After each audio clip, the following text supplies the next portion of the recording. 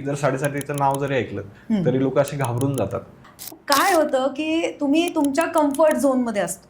जेव्हा कुठलीही व्यक्ती कम्फर्ट झोन मध्ये असते तेव्हा त्या व्यक्तीला जर आपण सांगितलं की चेंज कर, आउट ऑफ कम्फर्ट झोन सगळ्यांनाच त्रास होतो. आणि शनी एक्झॅक्टली तेच सांगतात की तुम्ही कम्फर्ट झोन मधनं बाहेर या, मग लोकांना त्रास व्हावा लागतो. की आतापर्यंत तुम्ही जी कामाची चालढकल करत होतात ती चालून जात होती, आता मात्र तसं होणार नाहीये. आता तुम्ही अगदी फोकल पॉइंट मध्ये येता, तुम्हाला परफॉर्म करावं लागतं, तुम्हाला रिझल्ट्स द्यावे लागतात, मग तुम्हाला जास्त काम करायला लागतं. कारण इतके दिवस तुम्हाला जो कम्फर्ट झोनची सवय झाली होती त्याच्यातनं बाहेर यायला वेळ लागते.